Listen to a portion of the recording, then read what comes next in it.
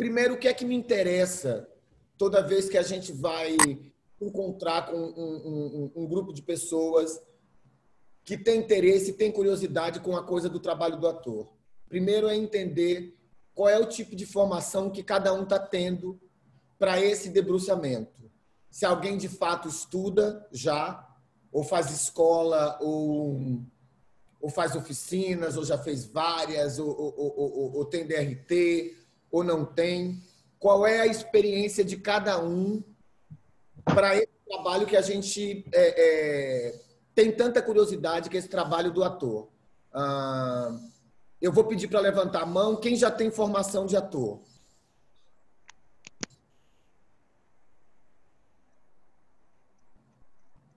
Tá. Bastante gente. Muito legal. Escola de teatro? Alguém? Eu? Tá. Ótimo. Também. Ótimo. Eu vou começar falando um pouco de onde parte a minha ideia de ser ator. E aí, obviamente, em algum momento da minha partida, a gente vai se encontrar aí em algum tipo de sentimento parecido, tá? Eu comecei muito jovem, muito pequeno, porque eu acho que eu descobria com a mímica e com a imitação alguma coisa que me interessava muito, que eu acho que era um aspecto de comunicação que eu tinha com as outras pessoas por conta de uma coisa que eu via nela e automaticamente reproduzia, o que tornava aquilo, obviamente, engraçado para uma criança. Eu comecei isso com a minha tia, que tinha 100 e tantos anos, depois com um senhor que a gente visitava, e aí eu fui ampliando para outros aspectos. Isso era um senso de observação que eu tinha com relação ao que mais me interessava no trabalho do ator, que era a observação no outro. Aí eu vou começar a partir desse lugar, a observação, como um ponto principal para a base do trabalho que a gente vai se propor, tá? Sacaram? Sim. Essa observação diária do movimento do outro, do gesto, do tom, da voz, da percepção de abrir os sentidos para sacar como é o outro, foi que me trouxe para dentro do teatro.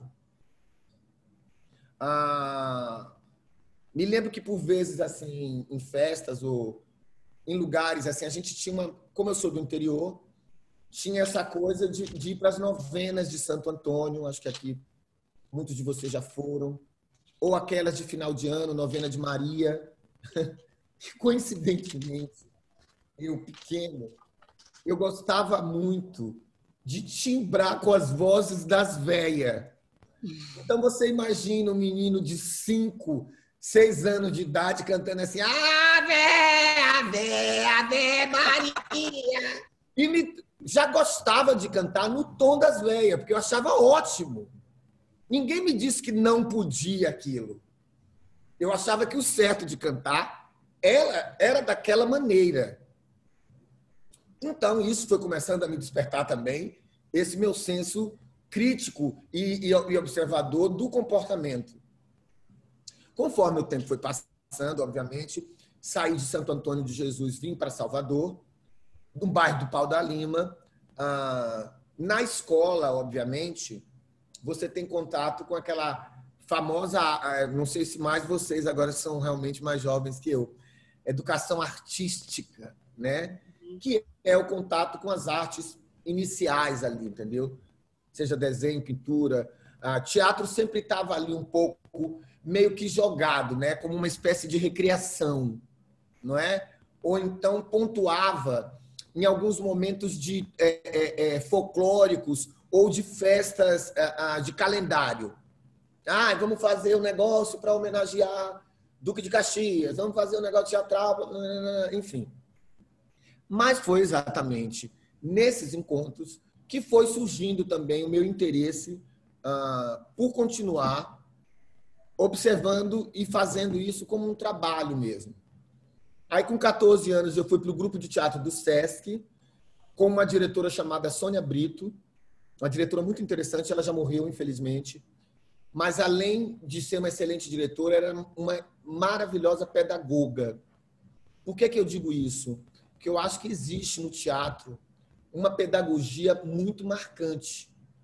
Essa pedagogia, às vezes, ela pode ser apreendida porque ela está, hoje, cartesianamente, ela está ali marcadas por livros, por teses, por estudos, não é? O teatro hoje ele já é mapeado por isso. Assim, eu não vou entrar nessa celeuma, mas os meninos aqui podem também passar por outros. Vários pensadores que eles já leram na introdução do teatro, Stanislavski, Boal, um monte de gente, que não cabe aqui a gente citar, porque não é esse a nossa investigação aqui, não é técnica.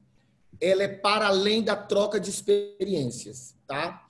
Então, voltando a falar desse momento de iniciativa, lá no grupo de teatro do SESC, eu começo a experimentar outros vetores extremamente importantes para o aprofundamento do trabalho do ator.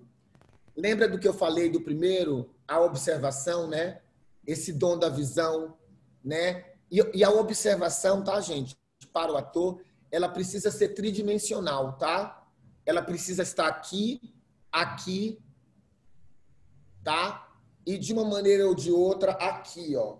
Porque ainda tem uma parte que talvez só nós sintamos, que são vibrações que a gente tem enquanto a gente está criando, ou quando a gente se emociona com algo que nos arrepia o corpo inteiro.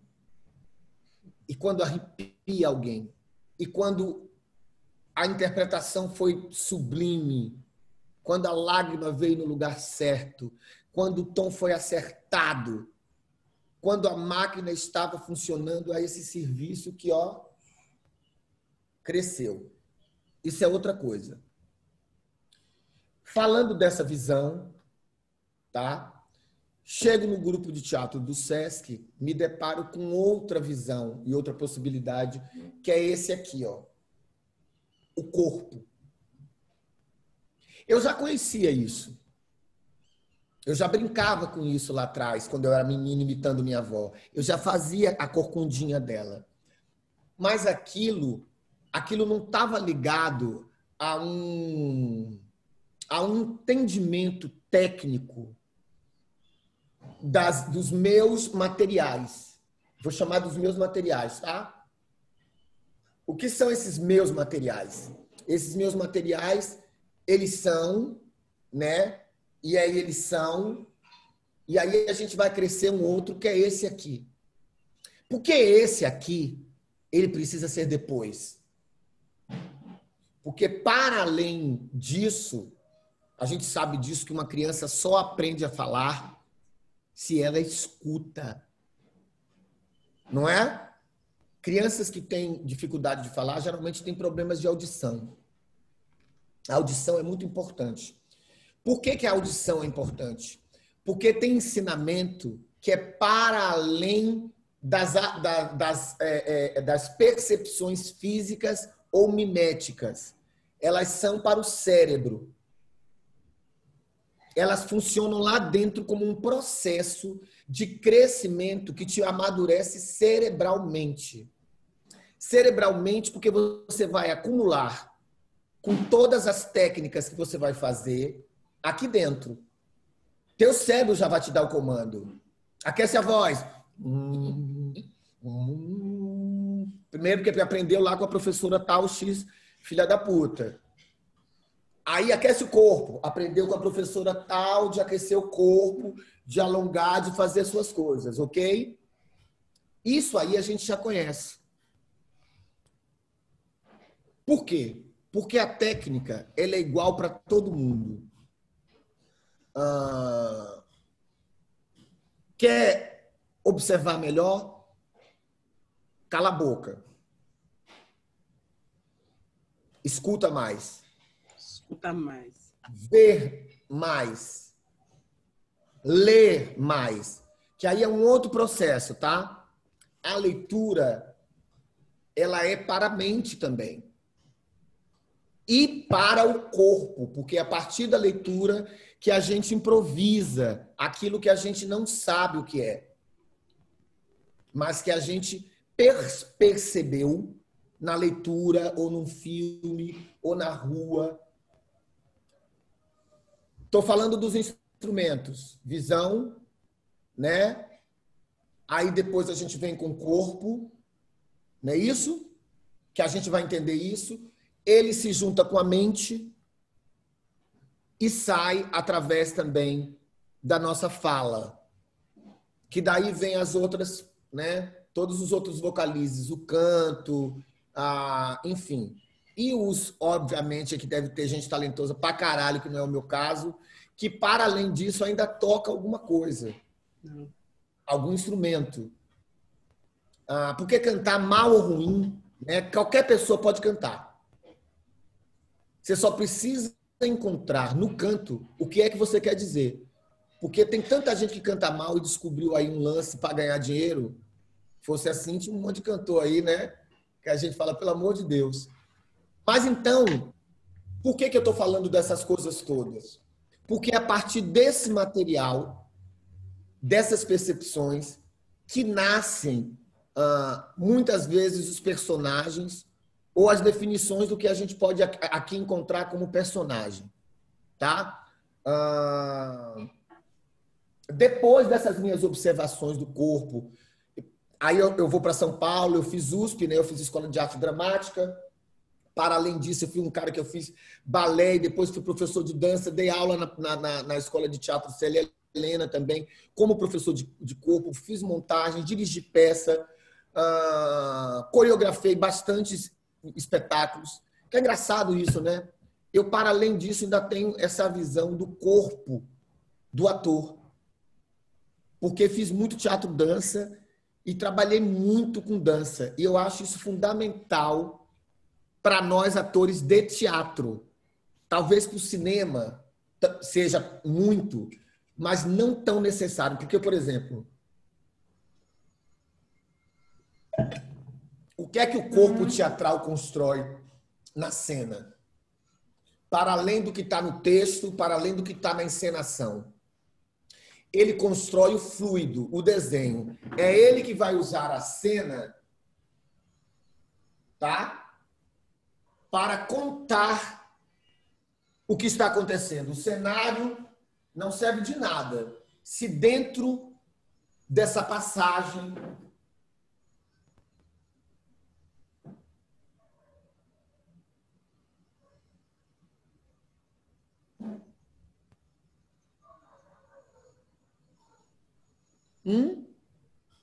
não tiver um desenho humano, não tiver uma figura que construa vida transitando naquilo. E o que é a vida? A vida está dentro do corpo, uma mão boba, um corpo que não se movimenta, um corpo preguiçoso, ele não me atrai.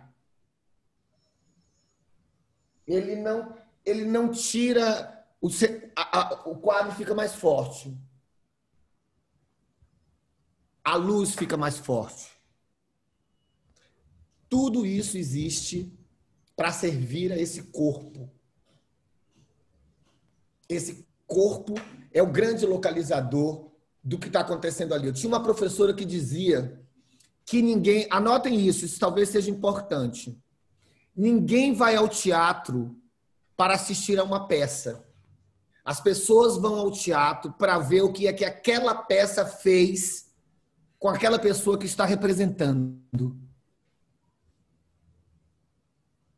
Porque você vai para lá para ver como aquele ator conta aquela peça. Você vai para se surpreender de novo com o que você já sabia. Óbvio que tem aí uma porcentagemzinha do diretor, que eles geralmente estão aí querendo xoxar a gente. Tem uma porcentagemzinha do diretor, tá? Uma minúsculazinha do dominador. Mentira. A gente sabe que isso é um conjunto de tudo, obviamente. Mas essa ideia é para a gente se aproximar dos nossos objetivos comuns. Aí me pediram para falar sobre construção de personagem, né? Porque isso aqui eu estou já trabalhando com gente adulta, tá? Não vou voltar lá para falar assim. Alguém tem alguma dúvida aí, quer me falar alguma coisa antes que a gente passe desse ponto? Ficou alguma dúvida sobre esses mecanismos rápidos que eu falei, perceptivos para a feitura do nosso trabalho? Né? Visão, essa percepção que eu digo, o trabalho físico, corporal, o mental, que passa pela leitura, a observação, essa coisa psíquica que eu falo. Aí falei do energético, que eu acho que também tem que ver, porque não adianta ator que não tem energia, pau no cu, vai embora, tá? Vai trabalhar no escritório, porque tem que ter energia. Né? Depois a gente vai brincar, vai falar um pouco sobre isso. Tem que ter esse yang. Assim, vai para a cena, tem que ter um demônio dentro do corpo, uma cabrita louca e um anjo. Porque senão se esbagaça todo. Não pode ir sem os dois. Tem que ter os dois. Um demônio e um anjo. Para a gente poder equilibrar. Então, tudo certinho. Nós vamos falar, por exemplo, agora, talvez, de uma palavra gênese, né? Aquela palavra que está ali meio quase no início da coisa, né? Gênese, genealogia, né? Parece quase meio ciência, mas tem né? Tem um negócio ali na Gênese que me interessa, que é, por exemplo, de onde nascem as personagens.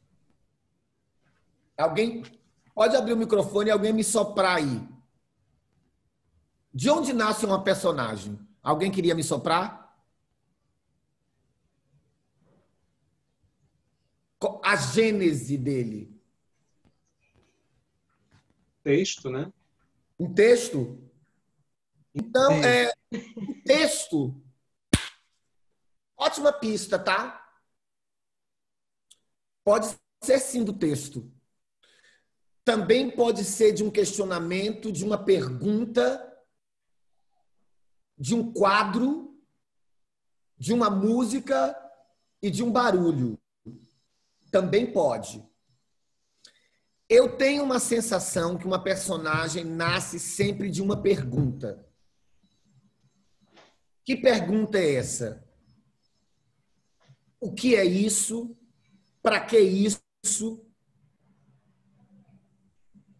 O que isso me serve? O que me causa? O que aquilo fala para mim? O que aquilo me faz escutar? A partir desse ponto que eu estou pedindo para a gente pensar junto, eu diria para você, eu tenho uma pergunta que foi me dado pelo meu diretor, que é sobre um personagem, né, que não nasceu ainda, mas que se chama Zeus, o Libório, o Pedro, o Zequinha, o Manuel. Certo? Quem é? O que faz? O que anda? Como pensa? O que veste? O que fala? Me parece que a pergunta ela vai permeando toda uma elaboração de levantamentos necessários para chegar a uma gênese, para chegar a uma construção ali de algum lugar. Eu preciso do pai dela, ela nasceu onde, ela vive de onde. Aí a gente vai indo, entendeu? Na pergunta. Compreendendo a pergunta como um start inicial, as respostas são igualmente importantes, né? Essas respostas, elas precisam vir de coisas muito bem fundamentadas. Eu, geralmente, eu sou um cronista, né? Quem conhece meu trabalho, talvez identifique essa minha visão crônica, porque, para além do ator, eu também sou um autor-ator da mesma coisa que eu produzo. E as minhas perguntas, quando esses questionamentos vêm de personagens, ela, para além da Gênese, ela vem uma pergunta que é muito, para mim, é fundamental, é assim, para quê? Para que eu preciso disso, dela, desse personagem? Para dizer o quê? O que é que ela me instiga? No caso da Sheila, que eu estou fazendo, por exemplo, me interessava muito falar de um comportamento que eu notei dentro da sociedade, que vem lá da mulher do Dória, não sei se vocês tiveram a oportunidade de ler esse assunto, que ela comentou com uma socialite que a prática de alimentar os mendigos na rua era péssimo, porque o mendigo gosta do conforto da rua e se você não alimentar, eles se acostumam. Gente, que maldade sutil, né? Que delicadeza de maldade. E daí, para além disso, assim, muitas práticas, como, por exemplo, o caso do George Floyd, que morreu lá nos Estados Unidos, virou uma comoção no mundo inteiro, e aqui as pessoas começaram a se declarar, ai, não sou racista, assim, muito num modismo do que estava em voga naquele momento, abrindo seus Instagrams e tudo. Gente que sempre tratou preto como pau no cu mesmo, entendeu? Mas aí o George Floyd morre lá, aquilo é uma oportunidade para eu adquirir mais uma mídia, um lance, não é? Fazer um approach. Como é que eu leio isso? What? Eu tenho senso crítico, amor. Tenho um espelho na minha casa. Ou não? Eu leio, eu vejo a internet. Eu preciso estar, porque as minhas perguntas, quem responde são as minhas pesquisas. Sacaram? Minhas perguntas, quem responde são as minhas pesquisas, porra. Quando eu automaticamente aqui quero saber o que é que meu personagem anda, pensa, coisa, eu tenho que fazer o quê? Pesquisar. Outra palavra gostosa para a gênese e a criação de um personagem. Como é que eu pesquiso? Tem várias maneiras.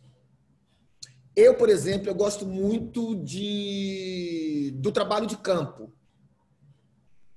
Eu me dou muito... Agora a gente está fudido, né? Mas dá para botar a máscarazinha e dar seu pinote, né? Dar seus pulos. Eu gosto muito da pesquisa de campo. Aí eu vou contar, por exemplo, quando talvez quem conheça um pouco minha biografia também foda-se. Se não conhecer, vão lá, dê uma bugada, vai ter algumas coisas. Eu também não vou ficar aqui falando da minha vida, que é o menos interessante desse papo. Mas eu fiz um espetáculo muito alternativo, bem foda, chamado Teatro da Vertigem. E tinha um personagem, que era um personagem pequeno. Mas você sabe o que ele fazia? Ele fazia o exorcismo do Brasil. Era um pastor chamado Pastor Alemão. E o texto dele era um exorcismo do Brasil. Então, durante muito tempo, cara, eu fui mesmo para a Universal toda noite para ver sessão de descarrego, Fogueira Santa, a Noite do Óleo Ungido, o Dia da Libertação.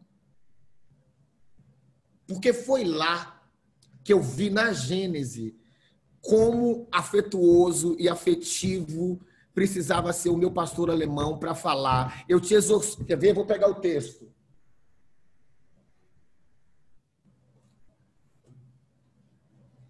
Ah, tão bom, né? Que a biblioteca está perto, a pesquisa é bem rápida.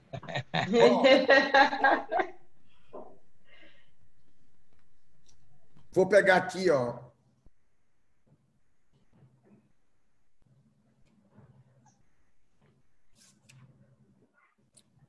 Pastor Alemão. Boa noite. Boa noite. Que a paz do Senhor esteja convosco e comigo também. Tem alguém com Exu aqui. Tem alguém com o diabo no corpo. Cadê? Onde está? Quem é que está aí? É a Pombagira? É Iemanjá? É a PUC do Rio? É o BID? É o FMI? É o ACM? Sai daí, cambada, que o tempo está próximo. Eu te exorcizo, mãe dos aflitos, esperta, sem vergonha, rainha da propina. Eu te exorcizo pelo dinheiro desviado, pelo caralho da dívida externa, subindo sempre. Eu te exorcizo pela falta de futuro perdido dos pais dos aflitos. Aí vai, tá? Não precisa mais do que isso, não. Era um exorcismo do Brasil e das políticas filhas da puta que o Brasil imperava. Cara, a galera ficava chapada. Porque daí vinha, eu te exorcizo aí 5, eu te exorcizo... Porra, e aí vai. A gente ia ter tanta gente para exorcizar agora, né, Diogo? Oh, meu Deus, nem me diga. 1 hora de peça. Opa, só para exorcizar um bando de capeta.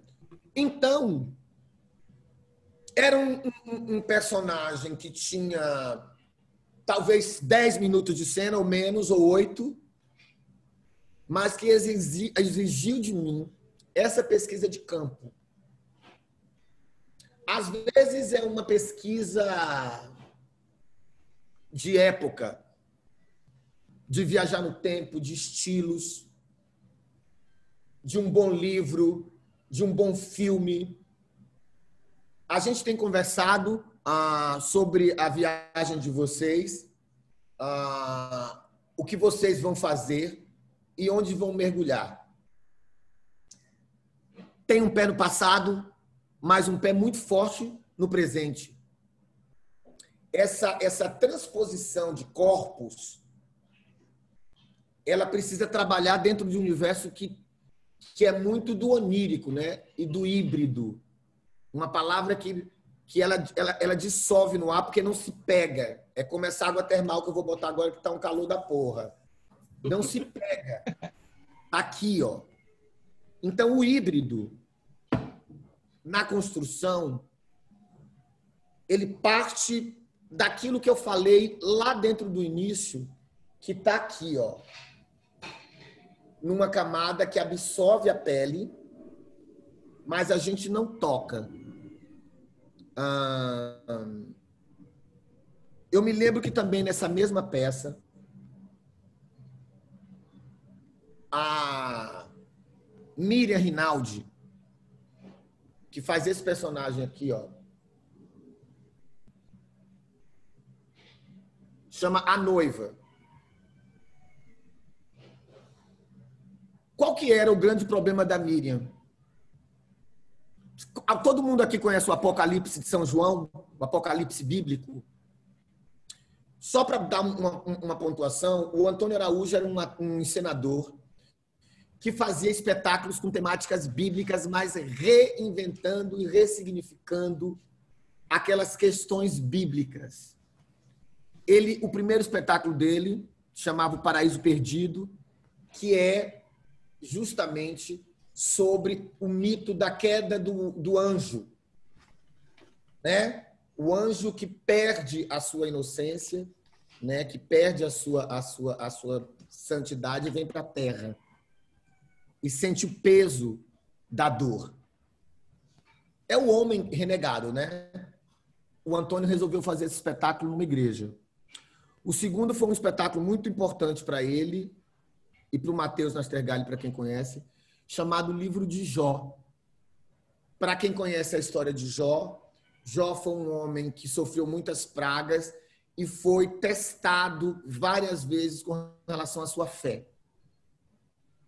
E o último foi esse chamado Apocalipse, que é o Apocalipse de São João, sobre o fim dos tempos, que o Antônio ressignificou num presídio.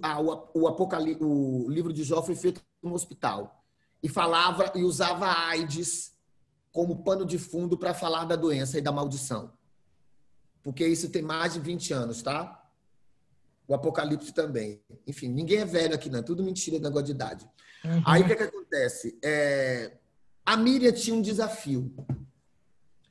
Porque depois que as outras personagens foram construídas, a personagem dela ficou muito frágil e muito sem importância.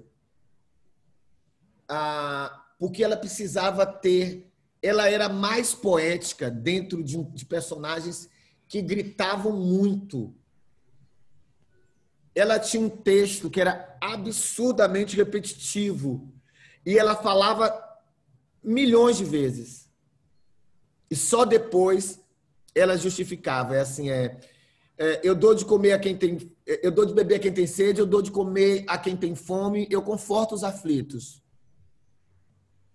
Eu dou de beber a quem tem sede, eu dou de comer a quem tem fome, eu conforto os aflitos. E ela, porque ela era a noiva do Cordeiro, a que estava ali para ser sacrificada, a que seria estuprada e depois santificada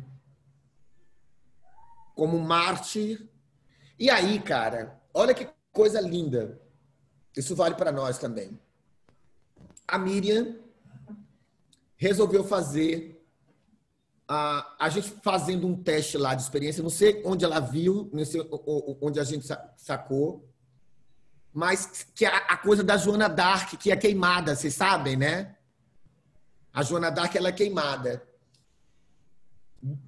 Esses personagens passavam por uma espécie de via crucis e julgamento final, porque vocês sabem que o Apocalipse é o julgamento, né? No julgamento da noiva, no juízo final, onde Deus está julgando ela, ela continua dizendo, eu dou de comer a quem tem fome, e ela vai dizendo por quê. Ela fala, eu dou de comer a quem tem fome, porque dando de comer a quem tem fome, eu não sei o quê, eu vou... é lindo o que ela fala. Olha aqui, ó. Olha aqui, ó. Tá? Ela vai subindo por uma escada, tá? Era uma cena super simples, gente. Ela subia por uma escada de costas, com um vestido muito leve, e embaixo, o Sérgio, que era o juiz, o Deus, fazia uma bola de álcool, de fogo. Quando o fogo batia e o calor vinha, o vestido dela flutuava. Então ela ia subindo, o vestido dela ia flutuando cada vez mais. Era é uma coisa comum. Vocês sabem que o fogo, né? Ele gera, quando o álcool está coisando, ele gera um calor que é isso que faz os balões subirem. Então era lindo, porque assim ela conseguiu cenicamente resolver na poesia com um dado técnico toda a definição de uma personagem. Uma solução cênica, artística e que construiu até o final um brilho que quem não amava a personagem no início passou a amar no final. Isso é defender um personagem. Isso é vestir a cara do filho da puta do personagem. Não interessa se o personagem da Luísa, entendeu? Do Gabriel é o mais legal, é o principal. Não interessa. Interessa é que eu vou fazer uma coisa tão foda com isso que não tem para ninguém.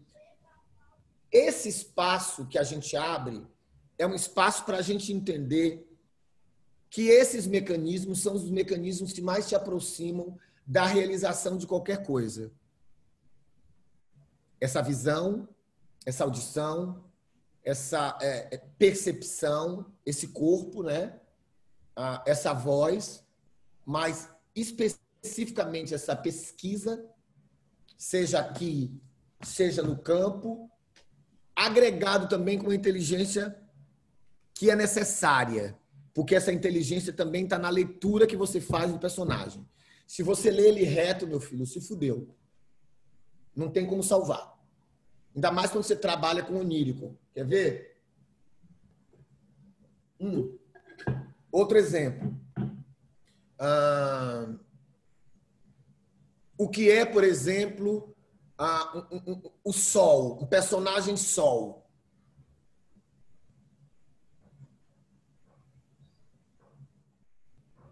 Uma bola de fogo.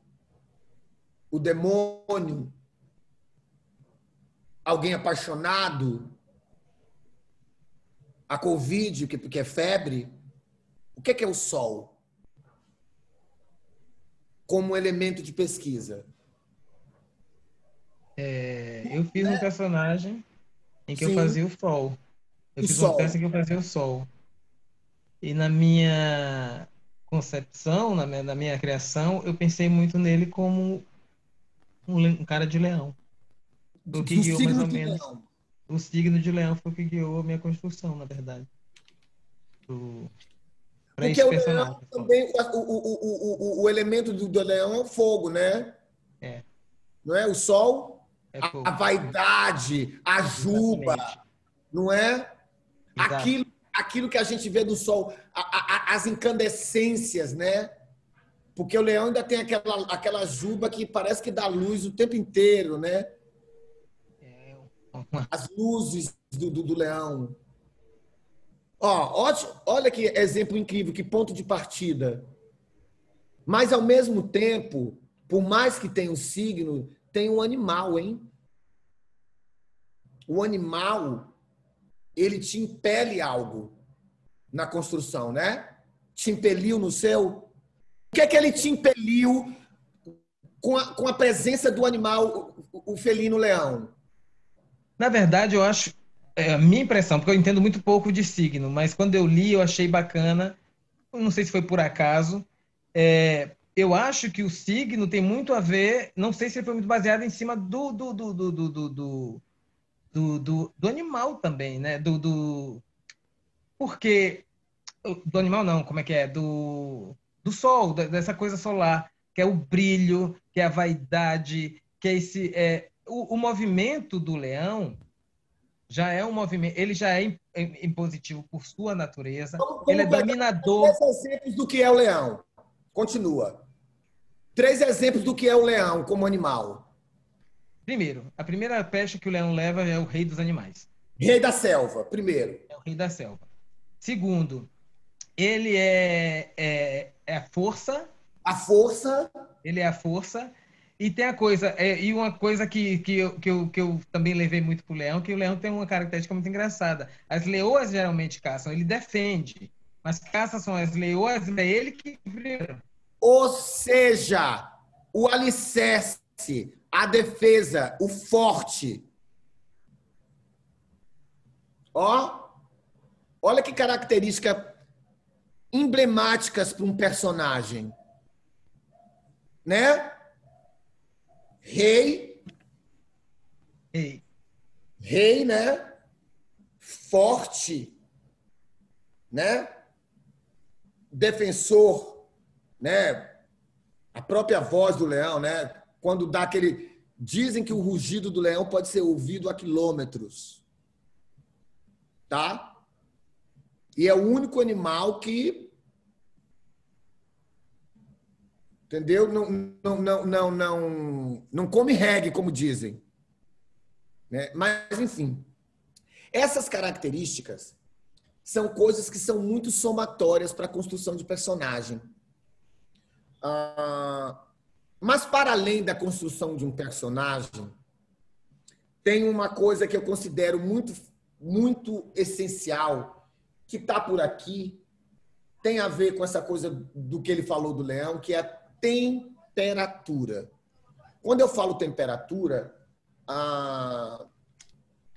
eu estou querendo dizer que existe uma coisa que pode ser lida como temperatura dependendo de como cada um de nós se comporta. Por exemplo, eu sou de Sagitário.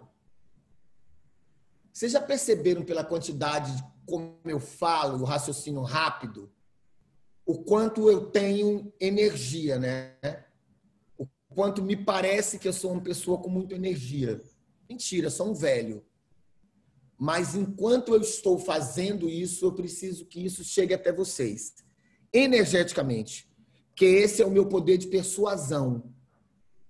Ok? Isso tem uma temperatura mais quente. eu poderia ser uma pessoa aqui que tivesse um outro tipo de comportamento, por exemplo, para falar com vocês sobre o trabalho do ator. Eu podia ter outra percepção para falar, por exemplo, que o trabalho do ator é um trabalho que precisa ser feito dentro de um nível de silêncio, de paz, de tranquilidade. Isso talvez me daria uma outra temperatura como ator. Isso baixaria meu tom de voz. Isso me ajudaria a ser um pouco mais reticentes no que eu vou dizer com vocês, porque eu estou trabalhando com uma outra camada de temperatura. Percebe que há uma possibilidade de ter as duas coisas num indivíduo só. Na personagem, então, isso é mais importante, mais medido. Porque é a partir da temperatura que a personagem tem que eu tenho que entender o que é que ela vai construir na cena. Tem personagens que estão ali para o efeito. Eu gosto de falar o que é verdade, né? Porque aí fica parecendo que eu estou mentindo. Eu selecionei aqui, ó, um trechinho que eu vou ler para vocês dos Sete Gatinhos, tá? Ele chega na casa e pergunta, tá? Sai do banheiro e pergunta: quero saber quem é que esteve por última vez aqui no banheiro. Quem? Araci fala: você. Ele diz: está maluca? Criatura, você não saiu de lá agora mesmo? Não veio de lá? Não se faça de engraçada. Perguntei quem esteve lá antes de mim. Arlete: eu. Seu Noronha: você? Sim. Você aqui é que tem a boca mais suja. E a única que não topa com a minha autoridade. O que é que você foi fazer no banheiro? Xixi. Cachorra! O pai diz para ele assim, aí ele vai para bater nela assim: bate! Bate! É isso a cena, tá? A cena, ele sai do banheiro e diz: eu quero saber quem é que esteve pela última vez no banheiro. A mulher diz assim: você. Ela falou assim: ô, gente, você tá maluca? Ô, criatura, você não acabou de sair de lá do banheiro agora? Eu estou perguntando quem esteve lá antes de mim. A filha Arlete fala assim: eu. Sabia que só podia ser você. Você aqui é que tem a boca mais suja, que nunca topou minha autoridade. O que é que você foi fazer no banheiro? Xixi, cachorra. E ameaça bater. Ela diz: bate.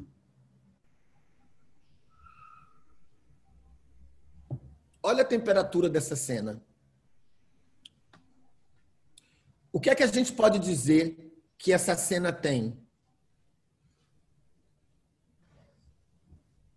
O que é que ela tem como conteúdo?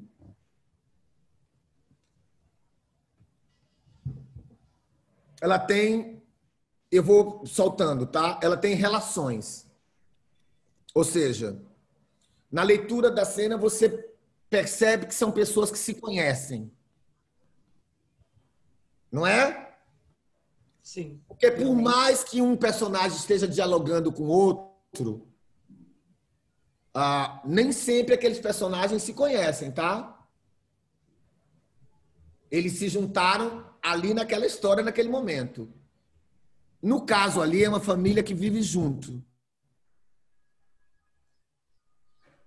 E tem uma liberdade, uma perda total de limites, perigosa e violenta,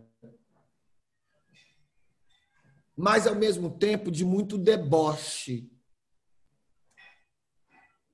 porque tem cinismo, né? Quando a gorda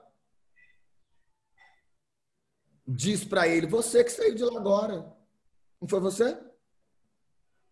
Porque era muito mais fácil ele chegar e perguntar: quem fez isso aqui no banheiro?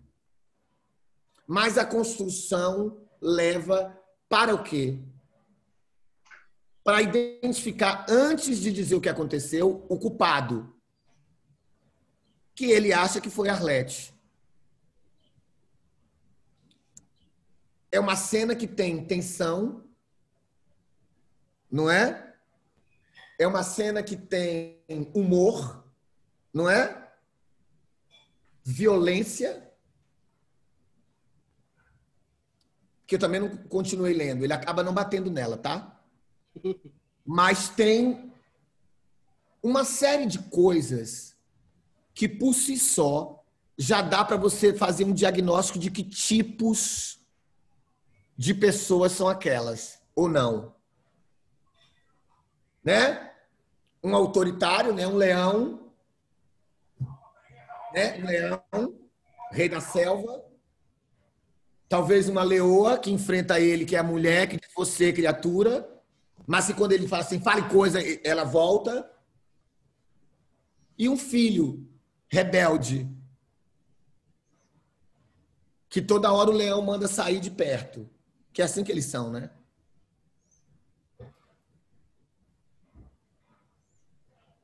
A gente percebe, por exemplo, que numa dramaturgia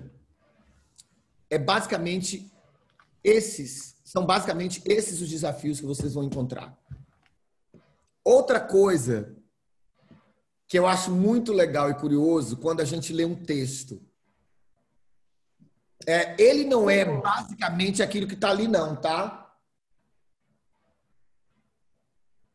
Ele não é basicamente só o que está ali não. Tem mais coisa por trás.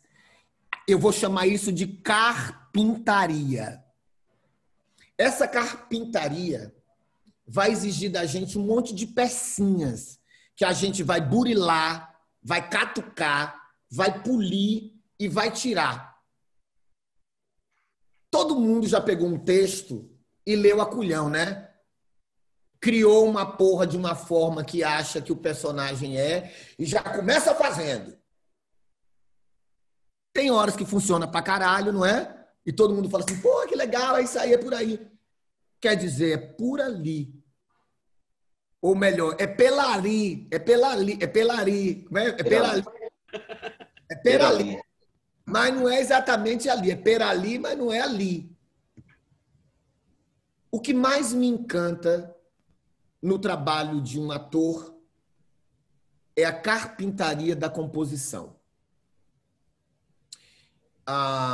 Eu estou falando porque eu tenho uma certa predileção ao naturalismo,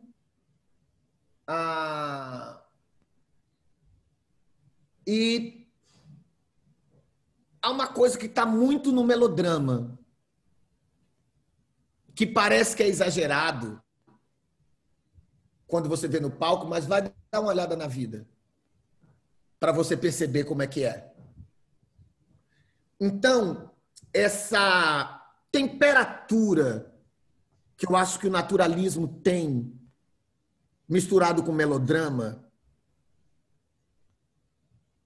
causa um impacto violento para uma cena. Ninguém vai ao teatro para ver o texto. A pessoa vai ver o que o ator faz com aquilo. Como é que eu recebo, por exemplo, uma carta de falecimento? Estou em cena? Não estou? E recebo uma carta de falecimento. Aí a gente precisa fazer o quê? Stanislavski, né? Stanislavski falava muito de uma coisa chamada memória da emoção. Porque se eu estivesse agora com vocês, em loco, eu ia dar esse exercício para todo mundo. Então, só pensem aí. Tá? Eu sou o ator. Eu vou brincar. O que eu vou fazer é um exercício para a gente comentar as possibilidades. Tá? É um exercício. como se cada um de nós fizéssemos.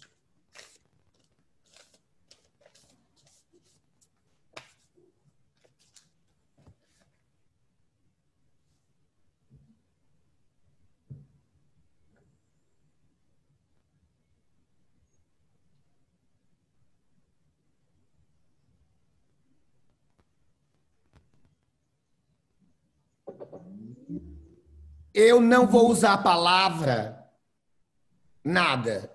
É só sensorial, tá? Que a gente...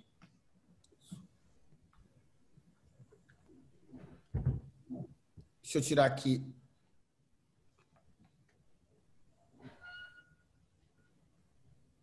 Isso. Tá ok? Tá tranquilo? Tá ouvindo?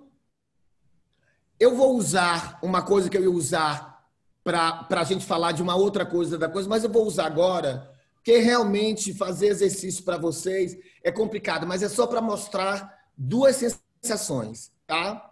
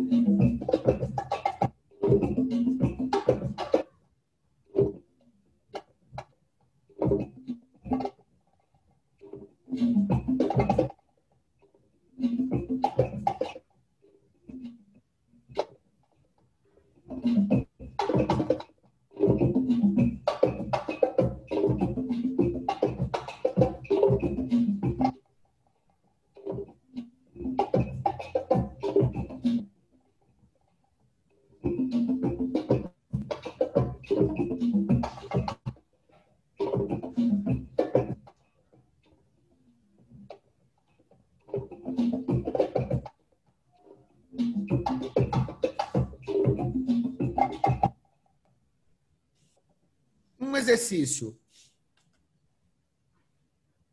Um exercício precisa de alguma qualidade emocional que não está aqui no que está escrito, mas está na maneira como você transforma aquilo que está escrito. Um outro exercício.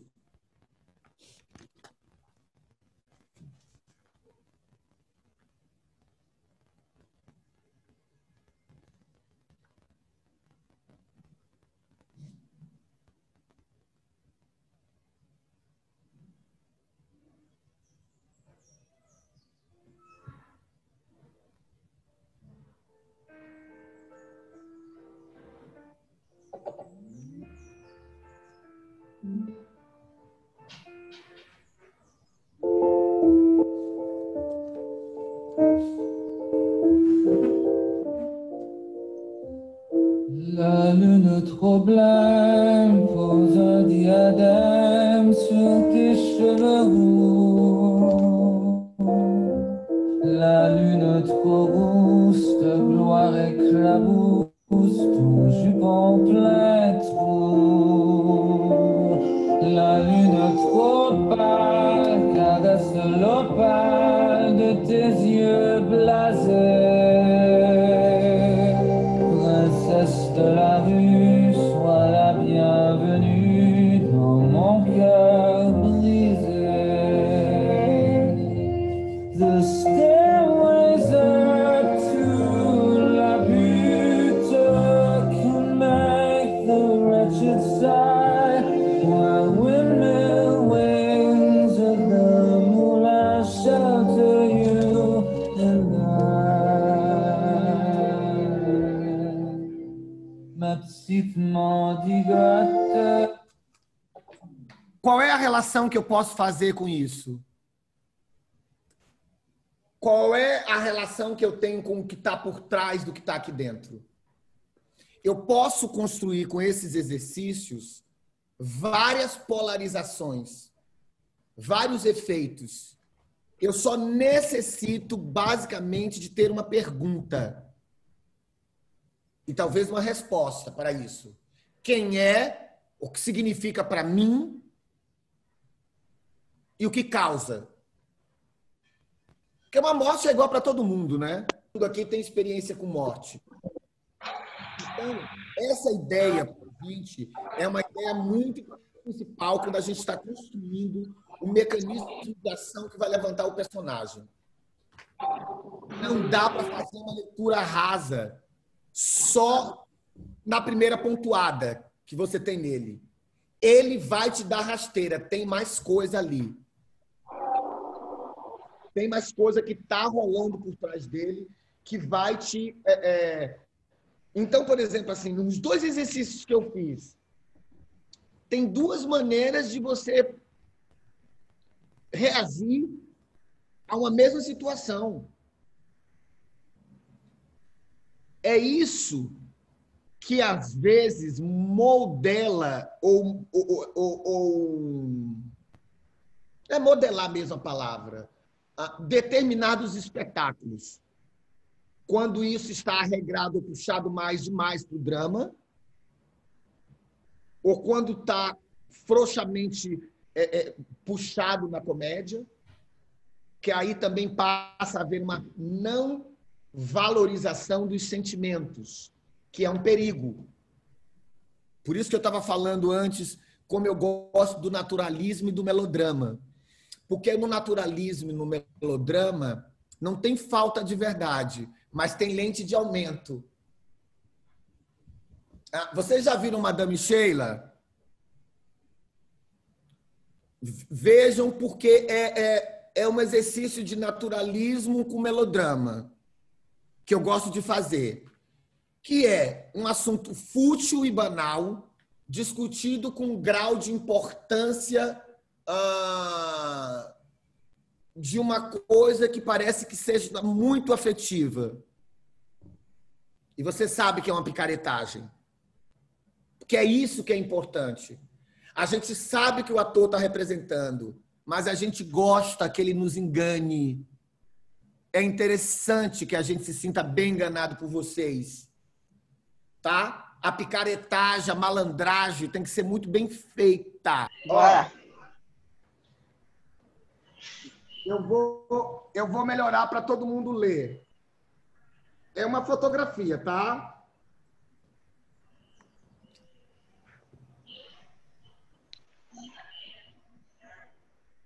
Todo mundo consegue ver? Sim. Sim. Tá? Olha, uma página. E a outra página é isso aqui. É uma senhora, né? Muito bem vestida.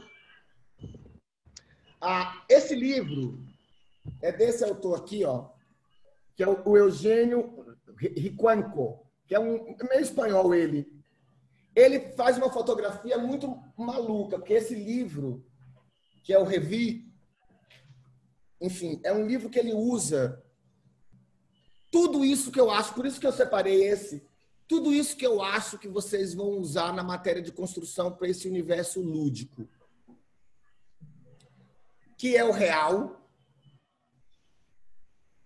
dentro de um universo de fantasia recortada.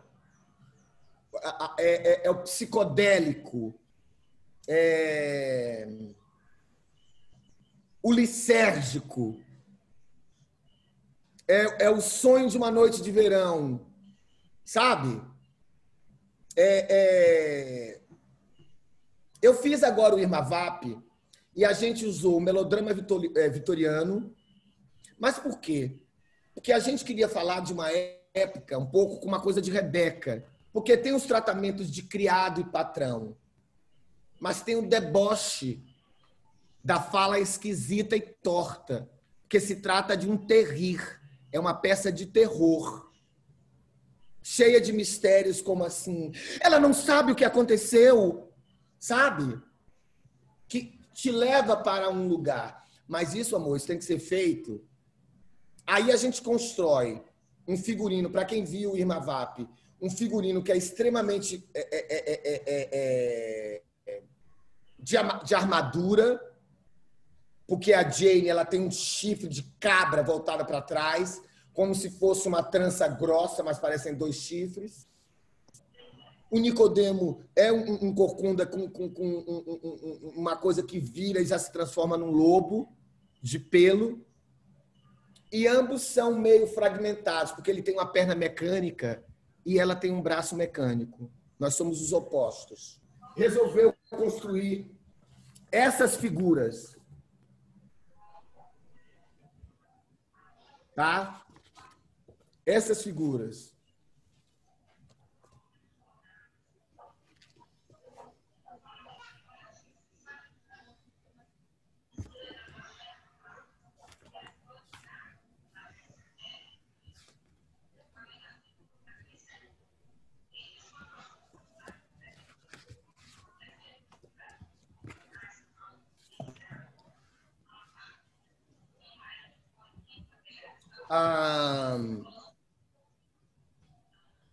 Para falar de um teatro barroco, de carpintaria, desconstruído, mas usando um texto clássico para fazer uma homenagem ao teatro. Objetivo. Conversando muito com os meninos, encontrar dentro desse texto a subversão necessária para falar de uma política atual, de um processo de exploração sistemática que o país vive e das nossas empatias e antipatias ao processo de colonização que a gente vive e ainda continua vivendo, né? Cada um tem a sua pergunta, onde dói seu calo, o que é que o meu personagem quer? O que é que incomoda o Ivan, que incomoda o Diogo, o Solo, a Denise, no personagem que eu vou fazer? Quais são as perguntas que o meu personagem tem? Eu tenho e posso afirmar um discurso dentro dele, onde eu proponho uma identidade? Eu proponho isso na Sheila. Uma discussão de identidade, falando naquele lugar, no desconforto daquele lugar. Esses personagens precisam estar ali, dentro desse lugar. O exercício é o seguinte. Precisam ver a figura de novo?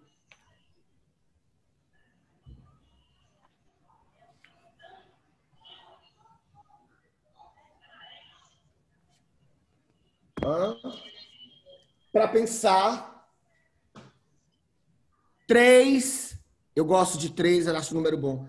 3 frases sobre essa gravura. Podem escrever, ou pode pensar, ou botar no celular. Não sei se tem papel. 3 frases sobre isso. Eu falei a frase, mas está errada a colocação. São 3 palavras.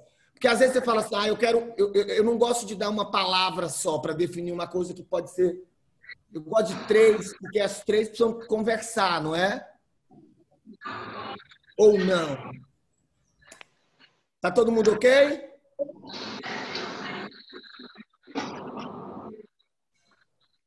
Todo mundo ok?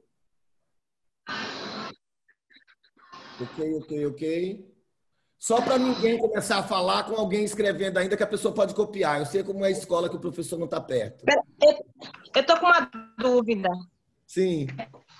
É porque deu um problema aqui na minha... 3 palavras para relacionar a gravura. Sim, ok. 3 palavras. Tá claro agora, né? 3 palavras relacionadas ao que eu mostrei para vocês. Ok. Ok para todo mundo? Ó, eu vou começar do jeito que eu estou vendo aqui, tá?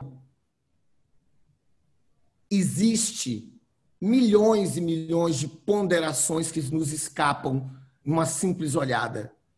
É óbvio que eu fiz um exercício rápido para a gente entender dentro de uma visão de uma fotografia, o que aquilo nos traz como palavra, porque é aquilo que a gente lê mentalmente, um repertório que a gente usa para as nossas sensações. Às vezes, quando você usa uma pergunta errada, pode atrapalhar o seu personagem. Ou quando você usa uma palavra errada. É muito importante um mergulho, é o que está por detrás dos olhos, tá? Não sei se vocês conseguem imaginar isso. Eu vejo, tá? Eu vejo, mas o que está por trás do que eu vi é uma elaboração de tons e cores que vão passar pelo cérebro, que vão passar pela mente, que vai passar pelo corpo, que eu vou fazer assim, nossa, que vai passar pelo sexo, que o pau vai ficar duro, que o peito vai ficar assim, que eu vou me arrepiar. Lembra aquelas coisas que eu falei do sensorial? Que eu vou olhar e vou falar assim, nossa senhora, que foto é essa?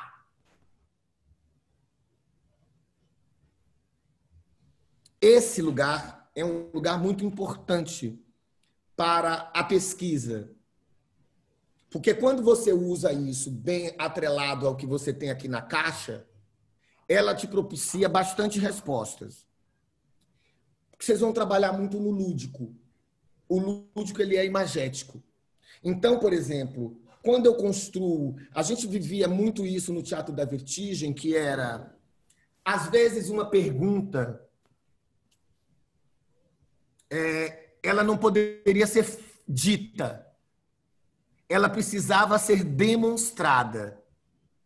Por exemplo, muitas vezes a gente não respondia o que era o Apocalipse para a gente. Essa pergunta tinha sempre: o que é o Apocalipse para você? Às vezes a resposta vinha em forma de...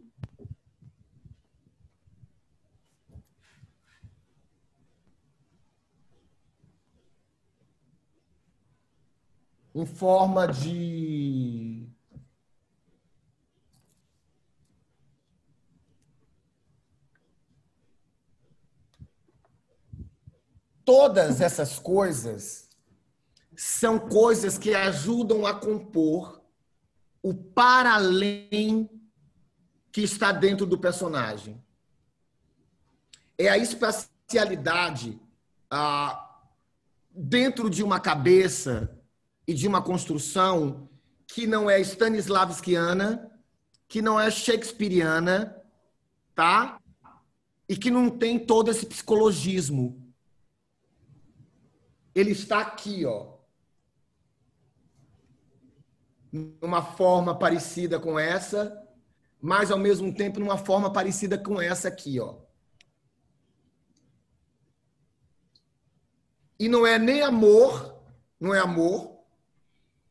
Não significa que seja amor, só porque a forma é assim. Isso pode ser sangue. Então, essas leituras, elas precisam vir do pano de fundo de verdade que cada ator tem a afirmar que aquilo que respondeu aqui foi sincero.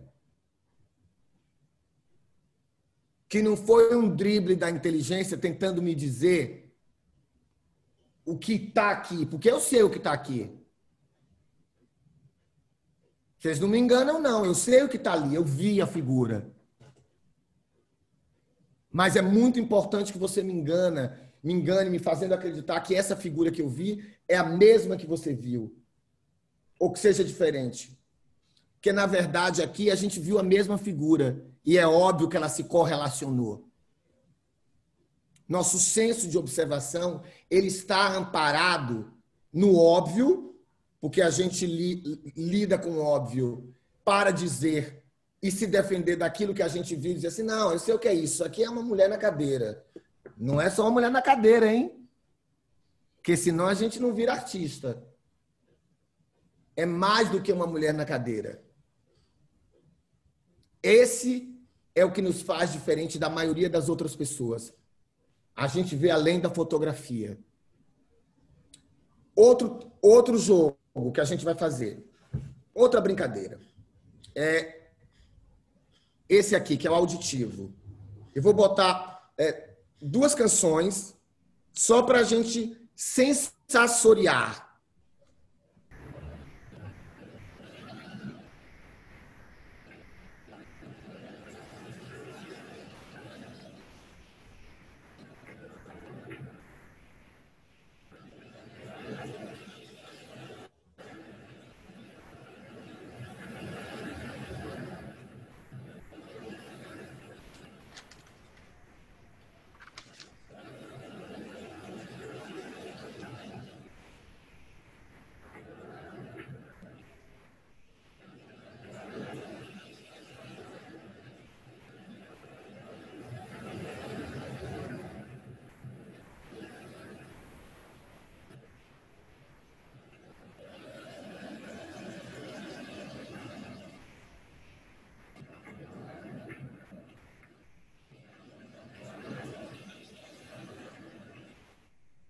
Guardaram para vocês essa sensação? Tá?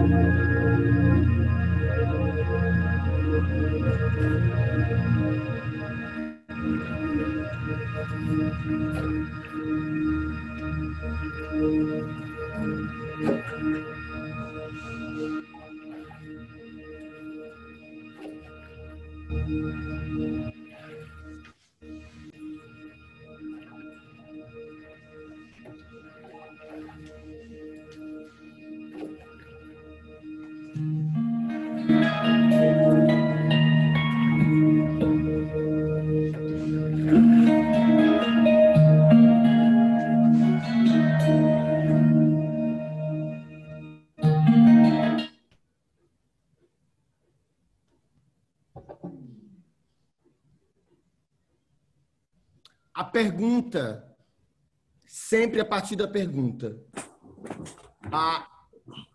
Qual é a sensação primeira? Agora é para soltar mesmo. Que a primeira música dá a vocês. A mente da gente trabalha com vários potenciais abertos, que vai nos levando a criar essas imagens.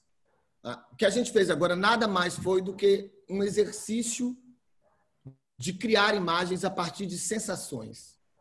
Essa sensação musical, por quê? Porque era uma corrente contínua que te leva para um pensamento mais tranquilo.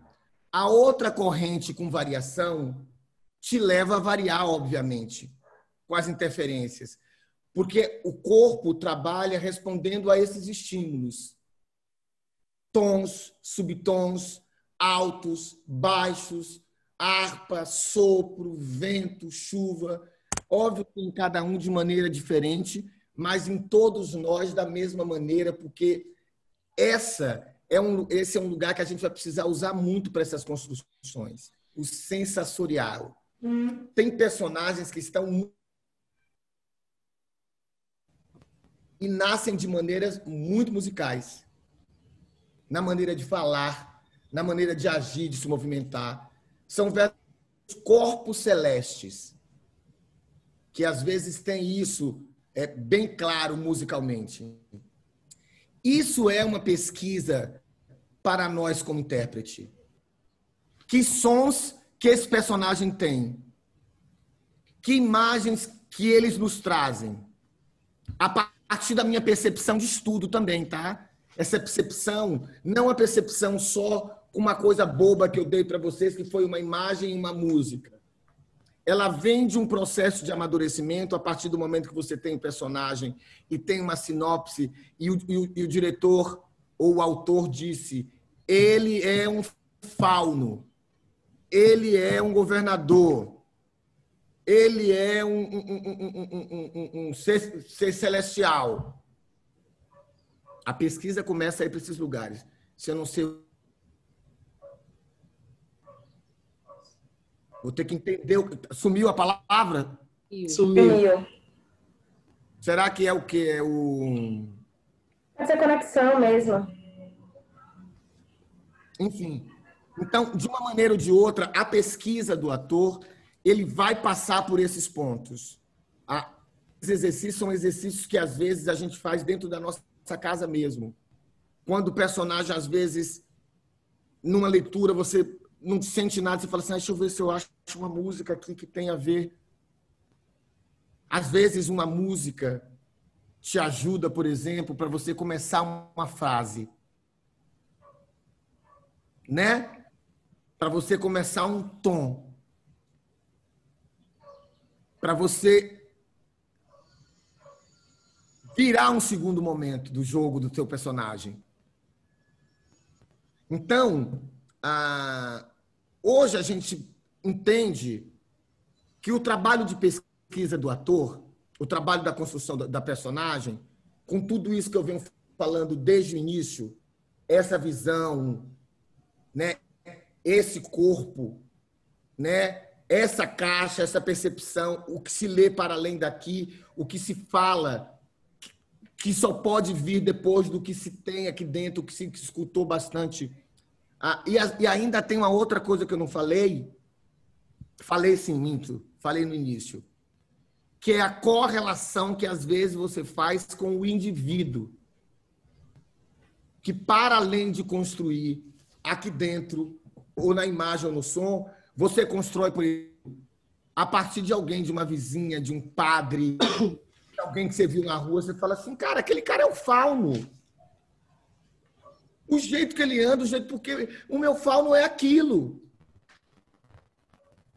Então é preciso estar aberto a essas percepções.